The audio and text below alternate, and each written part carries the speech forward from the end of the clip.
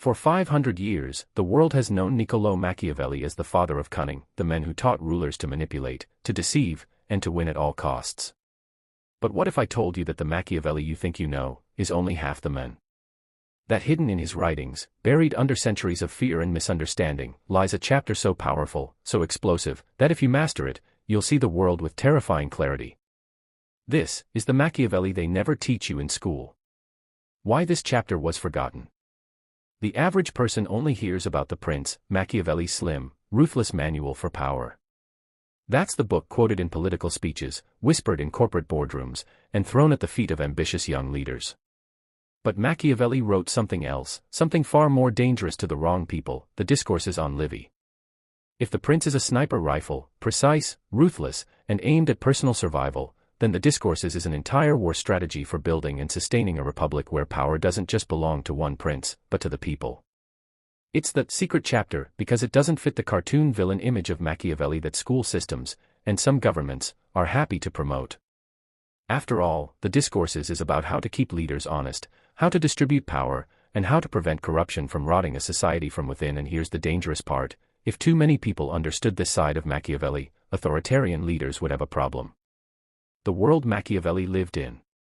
To understand why this was revolutionary, you need to picture Machiavelli's Florence in the early 1500s. Italy was not a unified country, it was a chessboard of city-states: Florence, Venice, Milan, the Papal States, each run by their own power brokers. Foreign powers like France and Spain were constantly meddling, invading, and bribing their way into control. Imagine Machiavelli in exile, banished to his small country estate, no longer walking the marble halls of Florence's government. The world had thrown him aside. But instead of rotting in despair, he picked up a pen. He began writing, not for the Medici, not for the princes, but for history itself. And in the discourses, he revealed something startling. The liberty of a people is best preserved not by trusting in one man, but by binding all men to the law. This is the secret chapter, Machiavelli's blueprint for keeping power in check. 1. Corruption is the true enemy. In The Prince, he warns leaders about betrayal, rival factions, and war.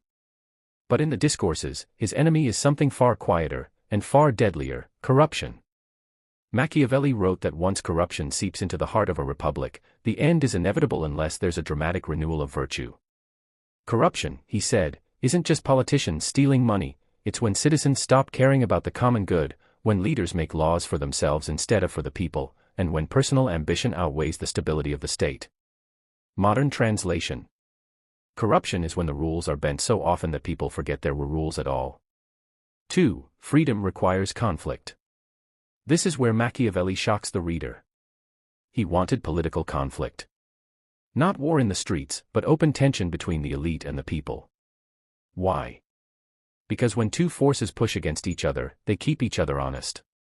He admired ancient Rome not because it was peaceful, but because it was loud, argumentative, and full of power struggles between the Senate and the common citizens.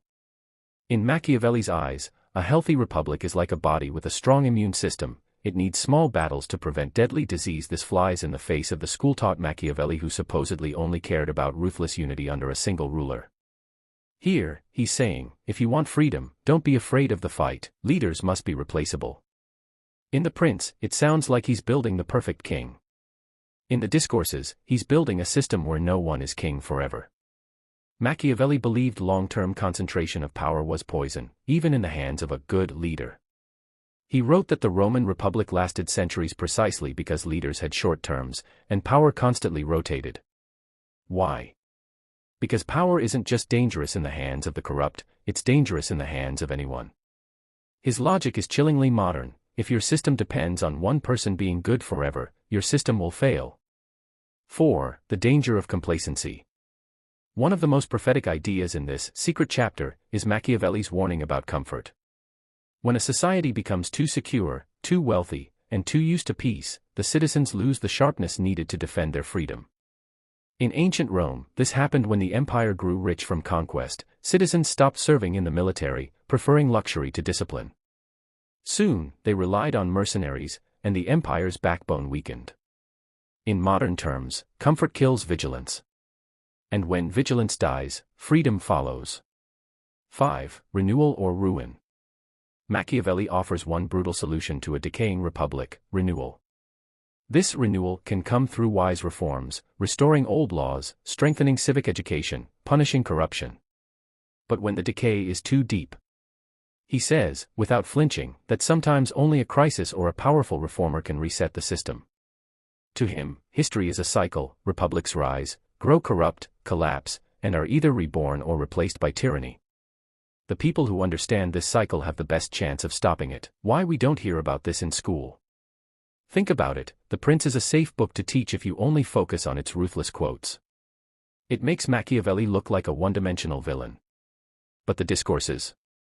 That book tells ordinary people how to spot the slow death of their own freedoms, and how to fight it.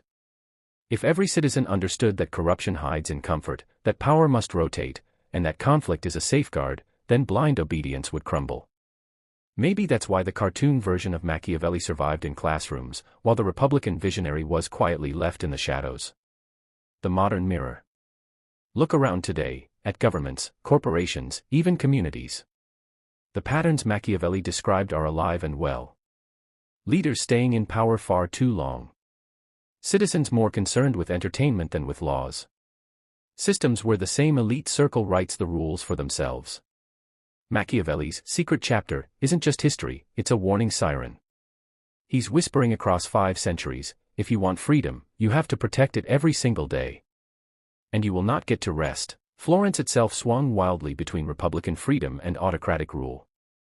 Machiavelli grew up during the golden days of the Florentine Republic, where citizens had a say, at least in theory.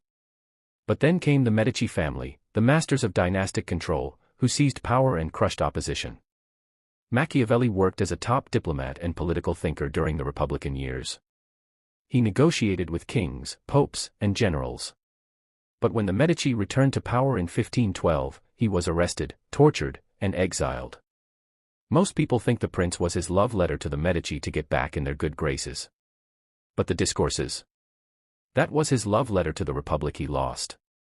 If you want, I can now continue with part 2 where we open up the actual, secret chapter, Machiavelli's buried strategies for keeping a free society alive, and weave in modern-day relevance so viewers feel like they're uncovering a forbidden truth. Do you want me to go straight into part 2? That's where the hidden power finally gets revealed.